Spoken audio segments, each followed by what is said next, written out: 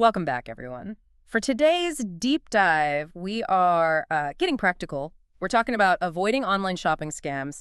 We've got some great sources here, basically building a checklist, and we're using this site, SpookSociety.com, kind of as our case study. So the mission is pretty clear.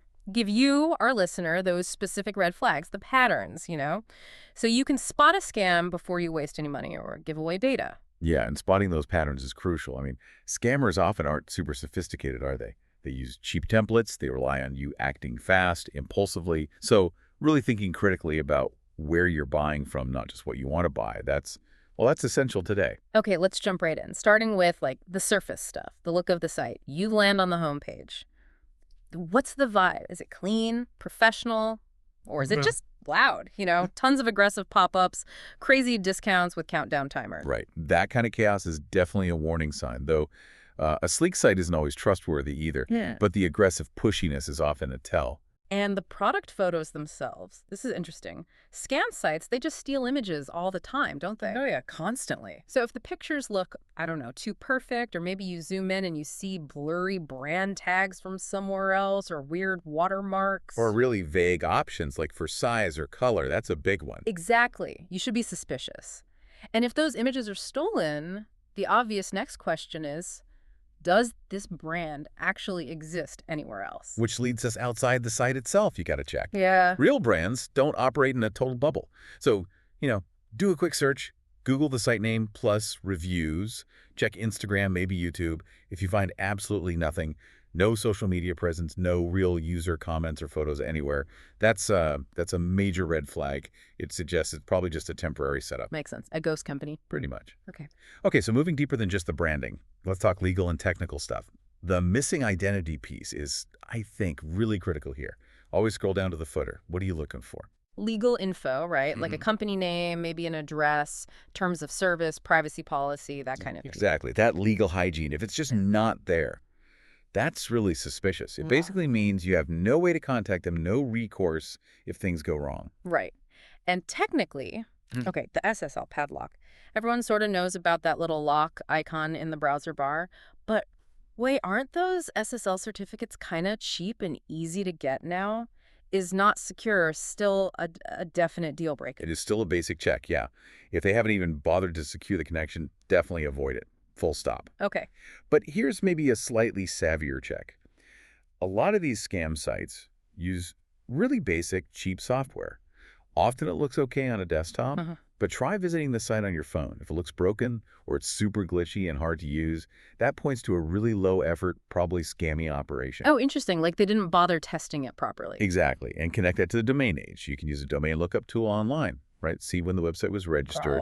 If the site is only 2 months old and has 0 reviews anywhere else online, well, the picture starts to become pretty clear, doesn't it? Likely untrustworthy. Yeah, stacking up the red flags.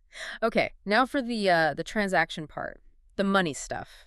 This too good to be true thing is key, especially with pricing. Have you noticed how some sites have this weird consistency? Like everything is $29.99 or $59.99. Oh, definitely. It feels robotic. Right. It's like they're using psychological pricing, focusing on that first digit, the 2 or the 5, but it's applied so uniformly it just feels fake. It suggests they haven't really thought about individual product value. It's just placeholder pricing for fake listings, often. And you should actually test the cart too, right? Add something, see what happens at checkout. Does it rush you? Does it try to push you to pay really fast? Or does it redirect you to some weird generic looking payment page you don't recognize? Yeah, any redirection to unknown payment portals is super sketchy. Stick to known, trusted processors. Good point. And what about delivery promises? The delivery trap. Be very wary if they promise amazing, super fast delivery, but give 0 details. Like no mention of a courier like FedEx or DHL or where it's shipping from. Precisely. Unless it's a huge, well-known brand where you trust their logistics, vague promises are often just smoke and mirrors, designed to get you to click buy without thinking too hard. Okay, last piece then. Proof, actual proof the site is legit. Reviews. Right, but not the reviews on their site. Those are almost always fear on scam operations. So you need to look elsewhere again. Yes.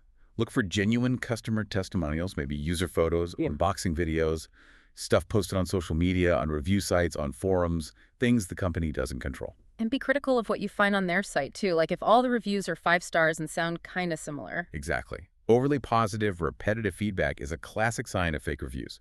Ask yourself, are any real customers visible talking about this brand anywhere except their own website? If not, why not? Okay, so wrapping this up, it's really about pattern recognition, isn't it? Looking at the whole picture. Totally. You look beyond just how pretty the site is. You check that footer for the legal and technical basics. You verify if they actually exist, like out in the real world online. Don't just trust the site itself. Never.